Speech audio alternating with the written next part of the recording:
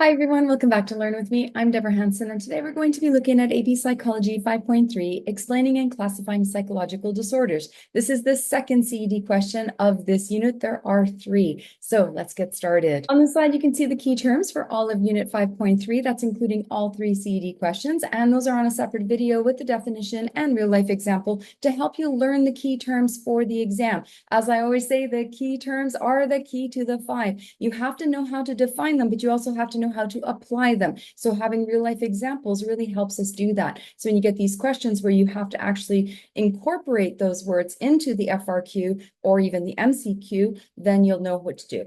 Okay, before we get started, thanks to everybody who's subscribed to the channel so far and hit that like button. I am loving all the comments and the emails and everything. Thank you so much for doing that. Okay, let's get started on the CED question. So the second CED question for 5.3 is explain how psychological perspectives define psychological disorders. Let's break that all down with all the essential knowledge you need to be able to answer that question. So how we're going to do this is we're going to look at an overview of psychological perspectives on disorders. It's an eclectic approach, really. Most psychologists use multiple perspectives to diagnose or treat psychological disorders. For example, a psychotherapist might combine cognitive and biological approaches to treat depression. So today we're going to have a look at the following perspectives. We're going to look at behavioral, psychodynamic, humanistic, cognitive, evolutionary, sociocultural, and biological. We're going to break all those down for you today. Okay, let's start with the behavioral perspective. The behavioral perspective helps us understand how mental health conditions are shaped by experiences and environment. The good news, since behaviors are learned, they can also be unlearned using techniques like exposure therapy and behavior modification. So the behavioral perspective suggests that maladaptive behavior, like phobias, compulsions, or anxiety, are learned through associations between stimuli and responses. So in other words, our past experiences shape how we behave and react to different situations. So here's the key idea. Psychological disorders are not caused by deep unconscious conflicts, as Freud suggested, but by learned behaviors that become maladaptive. Influential psychologists in this area are John Watson, B.F. Skinner, and Ivan Pavlov, who developed behavioral theories. So how do people develop these behaviors? That's what learning theories like classical and operant conditioning come in.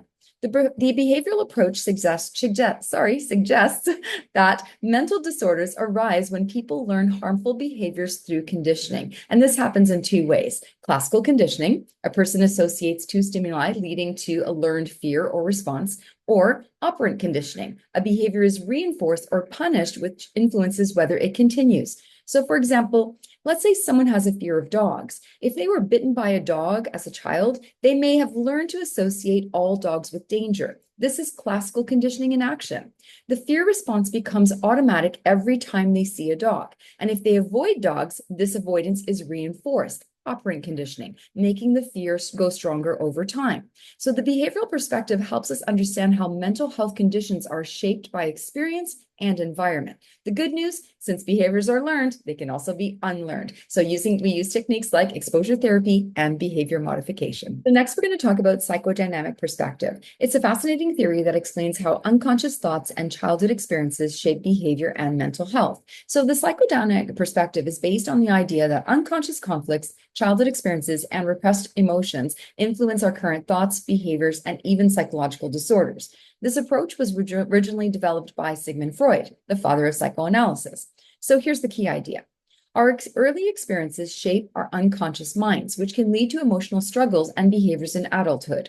So some of the influential psychologists who followed this idea, Sigmund Freud, Carl Jung, and Erik Erikson. So how exactly does this happen? That's where the concepts like repression and unresolved conflicts come into play. So according to psychodynamic perspective, psychological disorders can stem from repressed memories or unresolved childhood conflicts. These unconscious thoughts influence behavior, often without us realizing it. Here's an example of repression. When painful or traumatic experiences are pushed into the unconscious mind to avoid distress or unresolved conflicts, early struggles with parents or authority figures can manifest as anxiety, depression, or personality issues later in life. So here's another example.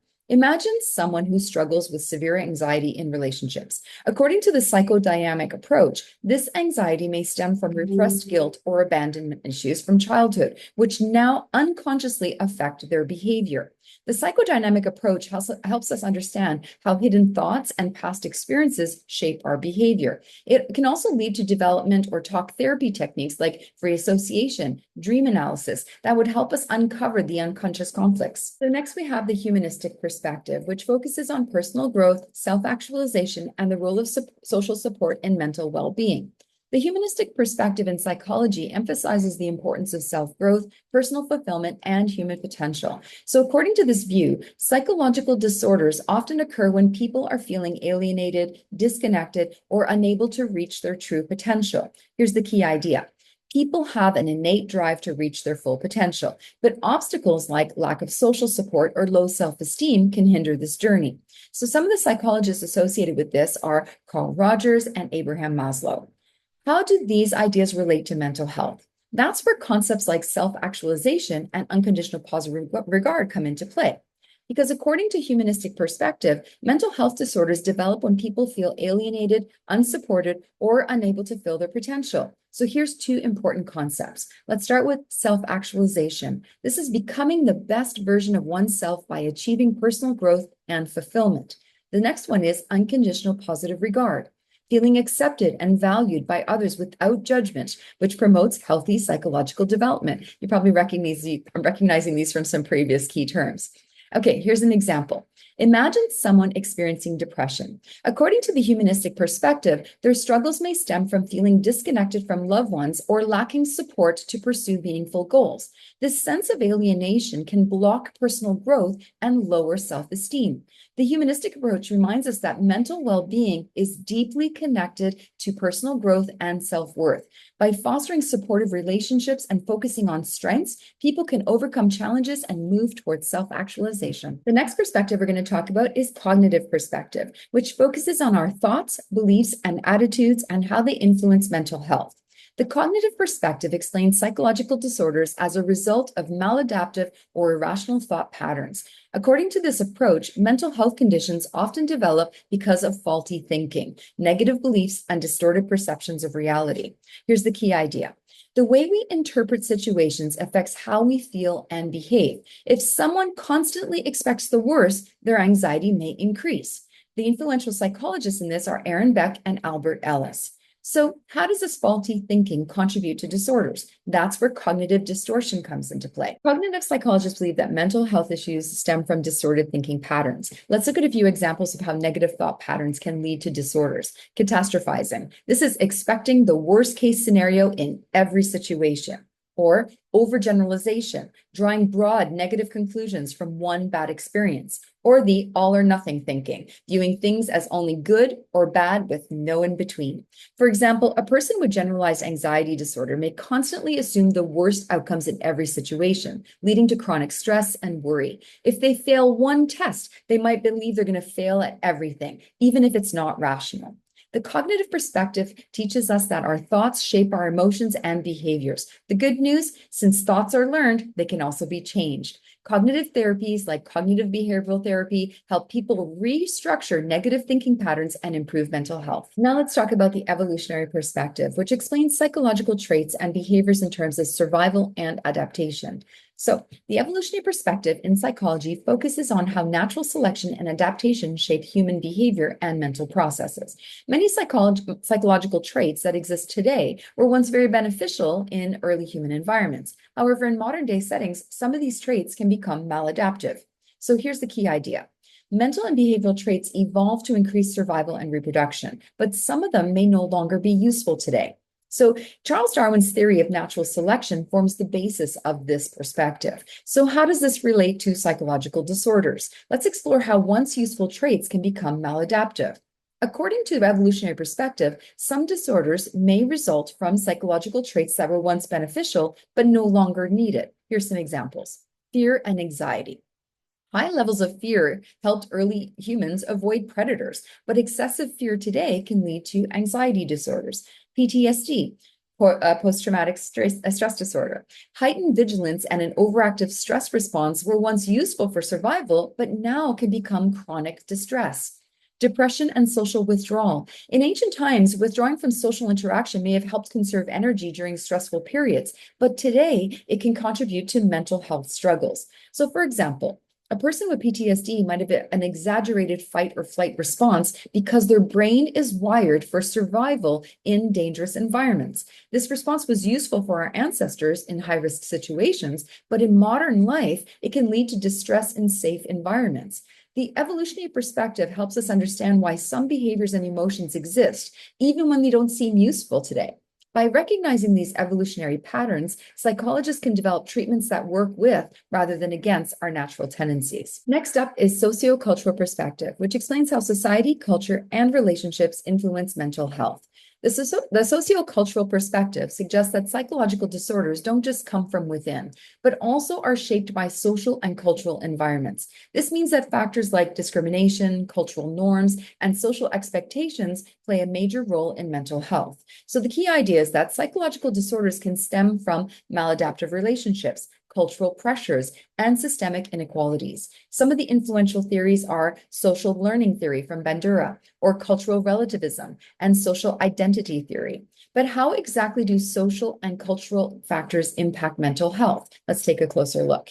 According to the sociocultural perspective, mental health is shaped by the society we live in. Here are some examples of how social and cultural factors can influence psychological disorders. For example, cultural norms and expectations. Societal beauty standards can contribute to body dissatisfaction and eating disorders, discrimination and oppression. Experiences of racism, sexism, and economic inequality can increase stress and contribute to depression and anxiety. Social roles and family expectations, pressure to meet cultural expectations, for example, academic success, marriage, all of those things can lead to mental health struggles. So, for example, a person experiencing an eating disorder may have developed it due to cultural pressures around body image.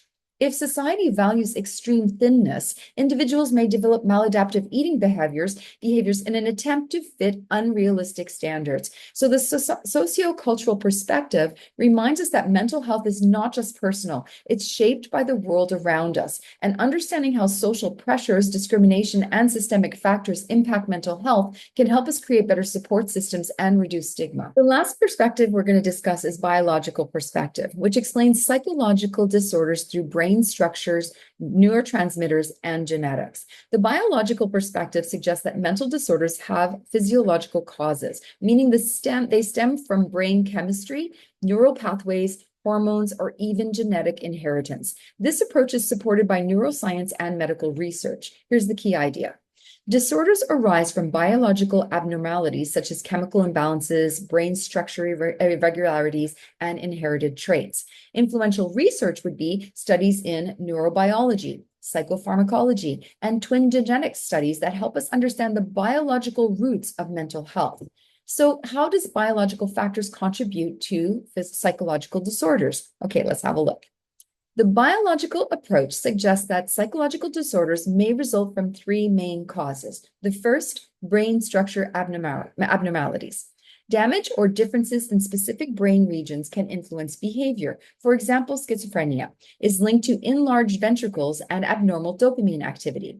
The next one, neurotransmitter imbalances. Too much or too little of a chemical messenger in the brain can lead to disorders. For example, depression is associated with low serotonin levels. Genetic predisposition. Some mental disorders run in families and they're inherited traits. For example, if one identical twin has bipolar disorder, the other has a high chance of developing it as well. So for example, schizophrenia is a great example of how biological influences mental health. Research shows that dopamine dysregulation plays a major role in schizophrenic symptoms, and it has a strong genetic link, meaning it often runs in families. The biological perspective helps us understand that mental disorders are not just psychological. They can also have physiological basis. This has led to breakthroughs in medications and brain-based treatments, improving millions of lives. So let's look at the key takeaways for CD question number 2. Know how each perspective explains the causes of psychological disorders. Be able to compare and contrast the perspectives and understand how the eclectic approach combines multiple perspectives for diagnosis and treatment. So So that was the essential knowledge you needed to know for CED question number 2. Explain how psychological perspectives define psychological disorders. Hopefully you found that helpful. If you did, please hit that like and subscribe button for me. It helps me a lot. I keep those comments coming and the emails are great. Also, if you have any questions or suggestions, I'm always open to hearing that. Thank you so much for listening. See you next time.